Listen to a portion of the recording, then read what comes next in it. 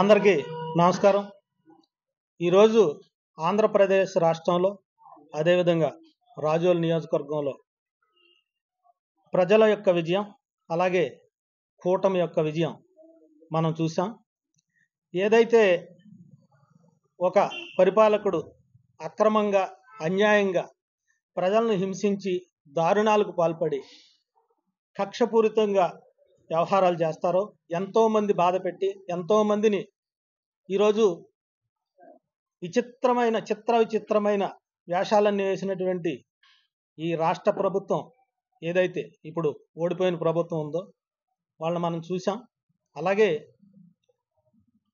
మనిషి యొక్క వ్యక్తిగత విషయాల్లోకి వెళ్ళి వాళ్ళ ఫ్యామిలీని కానీ వాళ్ళ యొక్క కుటుంబ సభ్యులను కానీ అత్యంత దారుణంగా వాళ్ళని బాధ పెట్టే విధంగా వీరు చేసినటువంటి అకృత్యాలు, అన్యాయాలు మనం అన్ని చూసాం ఈ రాష్ట్రంలో. అదేవిధంగా ఈ రాష్ట్రంలో ఉన్నటువంటి ప్రజలందరూ కూడా గమనించారు.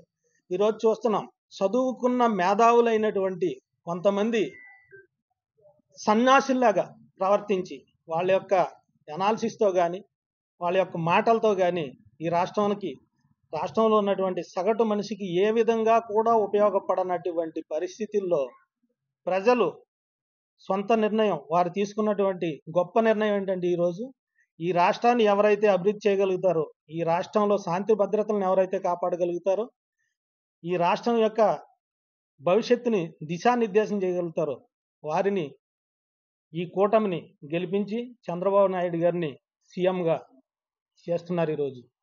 అదేవిధంగా మా యువనాయకుడు నారా లోకేష్ బాబు, అతనిని మొట్టమొదటి నుంచి కూడా ఈ రాక్షసుడు జగన్మోహన్ రెడ్డి, అతని వెనకాలన్న దుష్టులు ఎవరైతే ఉన్నారో, సైన్యం ఏదైతే ఉందో వాళ్ళందరూ కూడా ఏదో రకంగా ఆయన్ని ఇబ్బంది పెట్టి మానసికంగా హింసించి రకరకాలైనటువంటి తప్పులు చేశారు. ఈరోజు వాళ్ళందరూ ఎక్కడున్నారు? ఎప్పుడైనా సరే కడకు న్యాయమే గెలుస్తుంది, అధర్మం అనేది ఓడిపోద్ది అనేది ఈరోజు ఈ రాష్ట్ర ప్రజలు నిరూపించారు.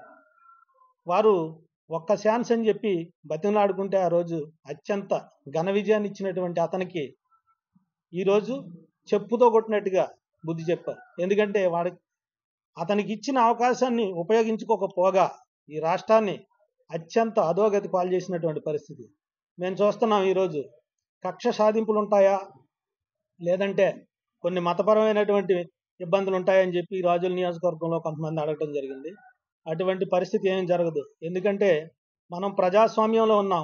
అంబేద్కర్ రాసిన రాజ్యాంగాన్ని మనం ఫాలో అవుతున్నాం. చంద్రబాబు నాయుడు గారు ప్రజాస్వామ్యబద్ధంగా పరిపాలించే వ్యక్తే కానీ కక్షలు, కార్పణ్యాలను ఎంకరేజ్ చేసే వ్యక్తి అయితే కాదు. అటువంటి వ్యక్తిని ఈరోజు అత్యంత దారుణంగా మానసికంగా హింసించి ఆయన్ని జైల్లో పెట్టి, ఎందుకంటే ఒక దొంగతనం చేసి జైల్లోకి వెళ్ళాడు. అతను సైకలాజికల్గా మెంటల్ డిజాస్టర్ ఉంది, మైండ్ డిజాస్టర్ ఉంది కాబట్టి అతను ఏం చేశాడంటే ఆయన్ని కూడా జైలుకి పంపించాలని చెప్పి దుశ్చర్యతో ఈ రోజుకి కూడా అతను జైల్లో ఆయన పెట్టారు. కానీ ఈ రోజుకి కూడా ఆ కేసులో ఉన్నటువంటి ఆధారాలు చూపించలేనటువంటి పరిస్థితి మనం చూసాం. కాబట్టి కక్షలు, కార్పణ్యాలు అనేవి ఉండవు. కానీ తప్పు చేసిన వారిని కంపల్సరీగా శిక్షించడం అయితే ఈ గవర్నమెంట్లో జరుగుతుంది. ఎందుకంటే మరొకసారి ఏ ఒక్కడో కూడా తప్పు చేయకూడదు. ప్రజాస్వామ్యంలో రాజకీయాలు అనేవి చాలా ఎలా ఉండాలంటే ఆరోగ్యకరంగా ఉండాలి, బూతులతోని. ఎందుకంటే మేము కూడా మాట్లాడాం రేపు నుంచి. ఈరోజు చూసాం, సోషల్ మీడియా పేరు చెప్పి, ఐపాక్ టీం పేరు చెప్పి వాళ్ళు చేసినటువంటి ఏ అయితే వ్యాఖ్యలు ఉన్నాయో అవన్నీ కూడా చాలా అసంబద్ధంగా, అసమంజసంగా ఉన్నాయి. మనం అందరం చూసాం. కాబట్టి భవిష్యత్తులో ఈ రాష్ట్రం భవిష్యత్తు మాత్రమే మనందరి కళ్ళల్లో, మన దృష్టిలో ఉండాలి.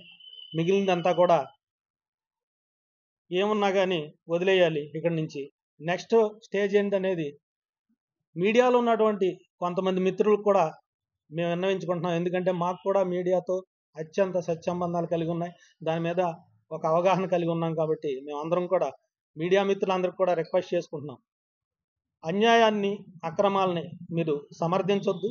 ఎవడ తప్పు చేసినా రోడ్డుని నిలబెట్టండి, బట్టలోడు తీసి నిలబెట్టే పరిస్థితి రావాలి. ఎందుకంటే రియల్ జర్నలిజం అనే దానికి అర్థం లేకుండా పోయింది ఆంధ్రప్రదేశ్లో. దాన్ని మంచి ఆరోగ్యకరమైనటువంటి జర్నలిజాన్ని తీసుకొస్తారని చెప్పి మీ అందరికీ కోరుకుంటున్నాం. అలాగే ఈ రాష్ట్రంలో అత్యధిక మెజార్టీ ఇచ్చినటువంటి ప్రజలందరికీ కూడా, ప్రతి ఒక్కరికి కూడా పేరు పేరున మా పార్టీ తరఫున ప్రత్యేక ధన్యవాదాలు తెలియజేసుకుంటున్నాం. అదేవిధంగా ఈ విజయంలో అత్యంత కీలక పాత్ర పోషించినటువంటి పవన్ కళ్యాణ్ గారికి, అలాగే మోదీ గారికి కూడా ప్రత్యేక ధన్యవాదాలు తెలియజేసుకుంటున్నాం. Thank you very much. For more videos like this, subscribe Big TV channel.